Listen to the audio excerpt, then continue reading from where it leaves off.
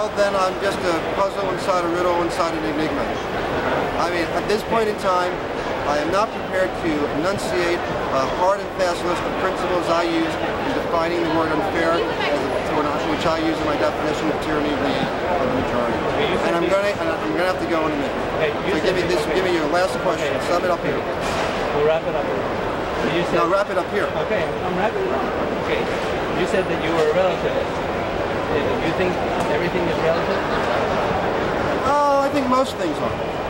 So some things aren't relative. I think murder. Well, actually, I think killing is generally wrong. But again, self-defense allows you to kill. So it depends what you call absolute or not. Even an absolute law like killing is wrong has an exception to it. While killing in certain situations, some people might say war, some people say self-defense is allowed. So even then, there's a certain relativistic creep to the exception. You believe that there are some absolutes, or you don't think there's some absolutes? Well, one absolute might be that the truth is good and lying is bad. But it's always wrong to lie. But then again, it's not always wrong to lie. If you had to tell a lie to save your child. But that's not an absolute. Yeah, so that's not an absolute. So maybe there are no absolutes. Okay, is that an absolute? Well, I hope not. The idea that there are no absolutes? Well, I am not so dogmatic that I foreclose the possibility that there are absolutes. But as we've seen right here, I have trouble identifying an absolute that is truly absolute. Okay, so are you a relativist, or you believe that there are some absolutes? Now you're asking for an absolute answer. Right. No, well, life may not. Well, life may not be so black and white. If you asked Einstein that question, I'm not sure he could give you an answer. He invented the theory of relativism, yet he believed in God. Well, is it possible that there are absolutes and at the same time that there are none? Maybe there are.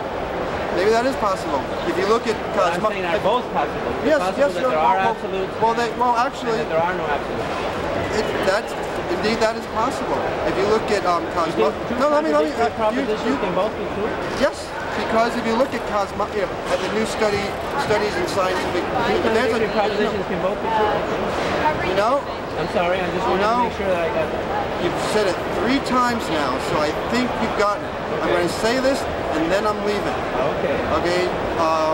If you look at the field of cosmology today, and all the studies about the universe and the borders of the universe and the notions of time and matter, they're coming up with theories that seem to contradict one another. That matter and antimatter can exist in the same space at the same time. Now, I don't understand it and don't pretend to, but I'm interested in some of the larger notions that they're being bemused and befuddled by what they seem to think are contradictions, like 2 opposing principles existing at the same time. So yes, I'm open-minded enough to believe that 2 absolutely contradictory propositions might indeed both be able to exist in this wonderful, brilliant world of ours that we can only begin to fathom a small percentage of. Okay? Thanks for having me. Okay, thanks for the interview. I hope it was intellectually stimulating. Okay. Was it? Yeah, it was a little annoying, but somewhat stimulating.